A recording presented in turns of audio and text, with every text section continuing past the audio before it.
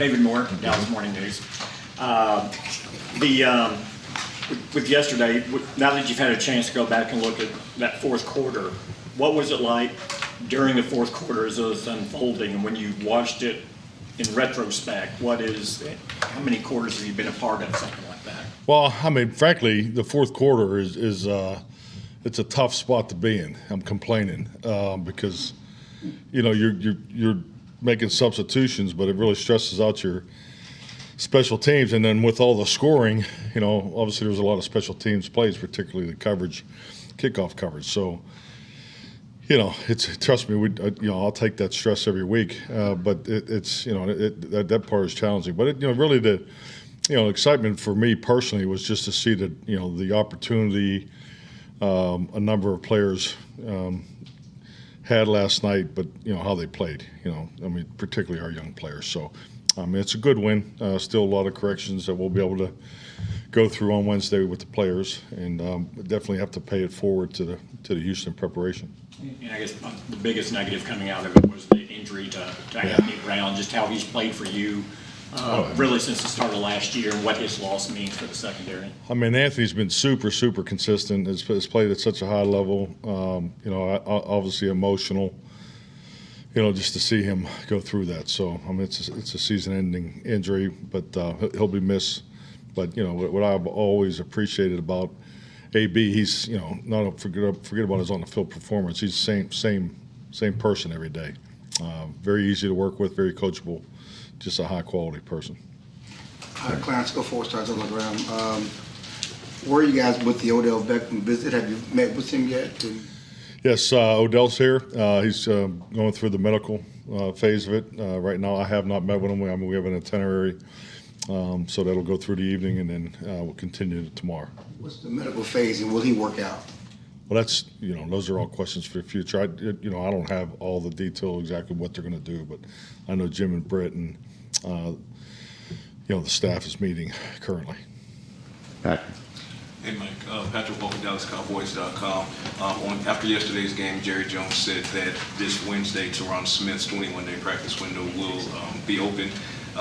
He also said that doesn't mean that the team is going to wait 21 days to put him back on the field. So does Tyron actually have a shot at returning as early as the Texans, maybe? I think the biggest thing is just to get him back out there. So, you know, we're obviously looking forward to Tyron being back out there Wednesday. So, we will not have any padded work this week. So, you know, we're going to make sure we get him as much work as padded teamwork. You know, because we're obviously in the period now where you have to count your padded practices. Your one padded practice per week. But yes, he will be part of the practice Wednesday, and we'll see how he does. Okay. Mike, Todd Archer with ESPN. How do you go about replacing Anthony? What's the process there? Well, I mean, that's really for the week. But you know, I think if you just point to the game, I mean, you got Kelvin, and you know, Nashawn will. You know, he's been very consistent. You know, he hasn't had many opportunities. So, you know, we have young players that need to step up. You look at outside the building for help, practice squads or free. Oh, definitely. I mean, I think our numbers reflect that. So, I mean, we'll continue to always look at players, you know, both the practice squad route and, you know, obviously where we are on the 53-man roster. Is it difficult to poach guys at this time of year? Is that difficult? Yeah. I think, you know, those types of situations are singular. Has been my experience. I mean, there's a lot that goes into it, but I would like to think we're an attractive option right now. Scott Riggs with the AP, and I've got one quick follow-up, but following up on that first, losing two guys to season-ending injuries like AB and Jordan, how much more stress does that put on a particular position like that? Oh no, it's a ton of stress, you know, because not only two starters, but you're talking about veteran core players, you know, that carry a lot of weight in the locker room too. So, but you know, I think you know, the one thing that I'm hopeful and it's encouraging is that our younger players have played so much throughout the season. So, I think if there was a point in the season that we have, you know, position ourselves for our young players to be ready, I think it is definitely now. Jim, Jerry said after the game it was his understanding that Zeke not starting was a minor disciplinary issue. Can you confirm and or elaborate on that? I mean, I think those types of things, you know, if it were, you know, whatever extent it was, those are really situations for the locker room. You know, I know we're in the everything is available content creating environment, but you know, I don't think it's one of those cases. Calvin Watkins, Dallas Morning News. Clarification, Tyron will start the window on Wednesday. We're anticipating that, yeah. Back to Zeke, if I may. I feel like a lawyer. How am I doing? So, Reflecting. Back to I Zeke. recall.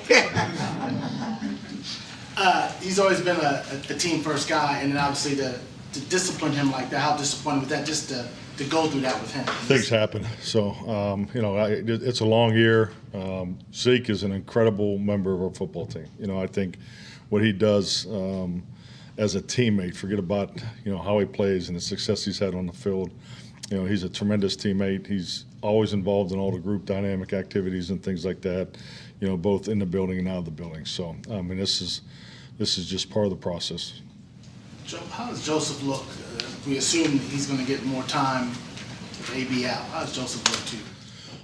I mean, Kelvin's, you know, extremely talented. I mean, he's done some really good things on special teams. I mean, he's, you know, we leave him and CJ, you know, single throughout. I think that speaks volumes about how we feel about them, and you know, they've been given some tough challenges over the course of the year. So, but this is a huge opportunity for him, you know, and we're counting on him to step up. Clear. One more thing on Zeke. What does it say about the accountability? Because, you know, last week we talked about accountability, other accountable, and calling each other out and how important it was, and the chemistry on this team. And for that to happen, you guys have this big game. It's not an issue in the locker room. What does it say about this team and its accountability? Well, I just think it all goes back to, you know, to the focus and the priorities, and you know, and this is a really good locker room. You know, it's, you know, it has really good leadership. Has you know, high, you know, the number of veterans, and then with in the good mix of the young guys, and yeah, I think it's really speaks to what we're building and need to continue to build, and it never stays the same. But yeah, I think it speaks. It's a great example. You know, it's some insight to how the locker room functions. Mike. Mike McCarthy, Dallas Morning News. Donald Wilson, what did you make of the physicality and otherwise what he brought last night, and maybe more broadly this season? Yeah, I loved it. I mean, I thought that the safety group as a whole, all three of those guys were huge. I mean, I don't know who the hell to give the game ball to. I mean, it's just, you know, I think we've had so many really good performances last night. And Dono's tackling was clinic. I mean, I thought he was extremely physical, flew all over the place, you know, and, you know, a lot of respect for Jonathan Taylor going into this, and you know, he was you know, an excellent challenge for our run defense, and I thought Dono was played lights out last night. And the 0 pre-snap penalties after all the emphasis that you guys. Well, it's about time. It's like the 15th question. I don't know what brings that. But obviously, it was an emphasis. Guys put a lot of attention to it, but just what you make of the execution and any. Yeah, definitely no. I mean, I'll make it, you know, a big deal. It's a part of your correction. I think it, you know, especially, you know, each officiating crew, you know, they have history too, and so I thought our guys did a really good job responding. I actually had a really cool exchange with two separate officials during the game in regards to Sam Williams. You know, Sam was a little handsy on the play, you know, a little bit much, and there was just communication, and they actually came over and complimented me about how Sam, you know, had to interact with them, as you know, trying to get it right and things like that. And I think that's all part of this league. You know, you have to communicate with the officials. I mean, trust me, they want to get it right. You know, they're trying to do, you know, the best job that they can too, and they you know, they don't want to get in the way of, you know, two teams competing. So I think when you see younger players, just because everybody's, you know, looks at things differently. So and I thought that was a good moment for Sam Williams. Sam. Sam Gannon, Fox 4. Coach, obviously you guys are far from a finished product, but when you look at the way you guys have played these last 3 games, you've strung together 3 straight wins, what excites you most about the way you've seen this team play and how they've been able to win games?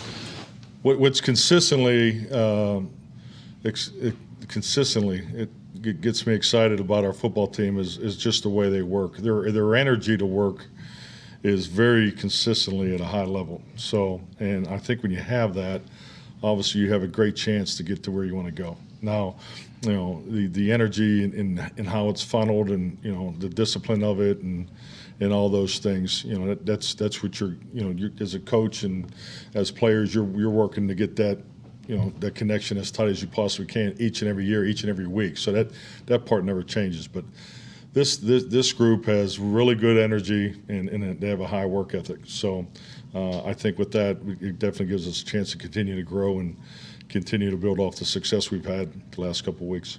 Pat. Hey, Mike. So you guys lose Jordan Lewis, and now you lose Anthony Brown. Obviously, you see what you're getting from DeRon Bland. You're going to give some opportunities to Kelvin and Deshaun. Kendall Sheffield, how does he look on the practice squad, and is he approaching his possible debut for you? Yeah, I really like Kendall Sheffield. I really like the way he practices. He's super competitive. So he's come in here, and we've focused on him more on the outside. But he's done an excellent job. So he'll definitely be part of the part of the group that we're looking for some contributions, definitely. Babe Loffenberg, Cowboys Radio. Mike, with Odell being here, do you view this, and does your organization view this as recruiting him, or are you trying to find out about him? Well, great question. I would say recruiting. I mean, obviously he's been to 2 other teams, so I think it's just like anything in these situations. This is clearly unique because of the timing of it. I mean, I've never been part of something like this late in the season. So, and I think just like anything, until you sit down in front of one another and everybody gets the information, you truly don't know exactly where everything stands. But yeah, definitely. I mean, he's been to 2 other clubs, and I'm glad he's here. So we'll see how it goes. Mike, Haley Sutton, DallasCowboys.com. Dak Prescott said last night in his press conference that he kind of knew it wasn't his best performance. What did you make of his game last night and him moving past Roger and Danny White on the all-time passing list? Yeah, I think anytime you break club records, that's important, especially Roger Staubach and Danny White. I mean, you grow up watching those guys, and I grew up watching those guys, but so Dak wasn't even born. But yeah, so that, I mean, that's special. That's cool, and I mean, you can't downplay that at all, by no means. But you need to separate last night's performance. I think Dak was, probably 2 throws away from having an excellent game, and fortunately and unfortunately, those are the things that get talked about. So I think he was 67%. Our ball distribution last night was 83%, and he's a huge part of that. So, we had excuse me, we had a good night last night, and he was in command of it. Mike, how has CeeDee followed the path of the guys that you've been around that have moved into a #1 role? Excellent. I mean, I go back and I look at when Greg Jennings got his opportunity, Jordy Nelson, Devontae Adams, Randall Cobb, when those guys were given that opportunity to play both inside and outside, they go to a whole different level, and CeeDee is definitely in that mode right now. So it's exciting. You just see the confidence that he has, in his route running. The yards after the catch was phenomenal last night. So yeah, I think he's doing exactly what we were asking him to do. He's playing at a high level. One more on the cornerback spot. Bland came here as an outside guy, and you moved him inside. Is he too valuable to move now to outside at this point in the season? I mean, we're just getting into the Houston prep. Like I said, I usually don't send you the email, the starting lineup, till Wednesday. So, I mean, we'll see what happens. The run defense, all the focus again on that as well. What did you see from that group last night, and the way that the game script went, where they had to pass in the 4th quarter, all the turnovers that happened? Is that a reminder of just, if you guys can stop the run, you force teams to play into your strength? Well, I think, Michael, you're touching on the formula. Yeah, definitely we'd like to play that way. I mean, we want to get the lead. We want to obviously establish run ourselves. We know people are trying to do that against us. I thought our inside, defensive linemen played very well. The knockback and the squareness and the ability for, our linebackers and particularly Dono and the safeties to fill and tackle. I thought we played at a very strong level throughout the game. So, and that's something that, this is going to be a weekly conversation because we know that's the way teams are going to go at us. And I thought our run defense was pretty darn good last night. Clarence. Clarence. Oh, I'm sorry. Clay Parker. Fine, benching, what is this? Is that Jerry's? It's a benching or a fine? It's your room, Clarence. It's a benching, it's a one-game benching right there. That's the president. He's not gonna start. Don't worry about it. Scott's up. I would be more lenient. Oh, yeah. Oh, God. Okay. Yeah, dropped. Oh, God. Back to a little more serious note. Kelvin Joseph, after what he went through in the spring, did y'all ever consider moving on from him? What has he done to earn your trust? We've talked about these things, but it was by making sure his opportunity was in place moving forward, and he's doing what he needs to do. So this is a big moment for him. This is something that he's been working at and just kind of keeping his nose down, and he's been played well on special teams. I know the special teams room and the coaches speak very highly of him. So this is what you look for in younger players. I know the stuff off the field clearly was a challenge, and but this is time for him to take a big step. Is your understanding that the NFL, have they ended their case? Are they going to do anything on that, or what do you guys know about it? Yeah, I have no information on it. You mentioned that the timing on OBJ is something you haven't really been through before, the possible addition. And I think you've touched on this a little bit, but what's your view on an addition like that, a dynamic addition, and a guy that could be a difference maker at this point? You've been on a lot of teams that made deep playoff runs. Yeah, this is very unique. This is an experience that I have not gone through. I think, but like anything, and especially when you talk about Odell, you just got to have your eyes wide open. It's an opportunity, and I'm sure he has, thoughts as the opportunity he's looking for too. So I think we're doing the right thing, looking into it. Brad Sham, Cowboys Radio. Dak has talked about playing aggressively and how he's going to continue to play aggressively while he tries to learn from his mistakes. How would you characterize the line between aggressive and gunslinger? Well, having the opportunity to work with the old gunslinger, but no, I think it's you have to have some of that as part of your game. It's in the NFL you don't throw to open receivers, you throw them open, and you're not going to get there by not being aggressive, particularly as you get into the tougher defenses. This was a defense that played with a lot of vision. There's not too many times this year where you drop back to pass and you have 7 sets of eyes on you. So this was a clean challenge, and so that's why the breaking points, the stems and the breaking points of your routes and the angles have to be more precise, and he has to throw with the aggressiveness. I think anticipation and awareness, all those things tied together. You have to have that because. It's these situations that we're going to be in they're only going to get tougher. They're not going to get easier. So this is part of that growth.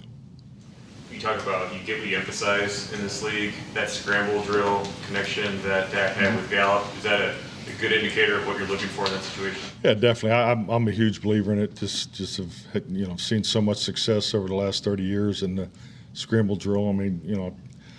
I learned it at the quarterback, coaching position back in 1989. I think that's part of playing the position. There's 2 phases to every time you drop back and throw the ball. You have the initial play, the scheme, but then the second part is built in is the scramble. So it's the parallels to a fast break in basketball. It's an opportunity to create a big play.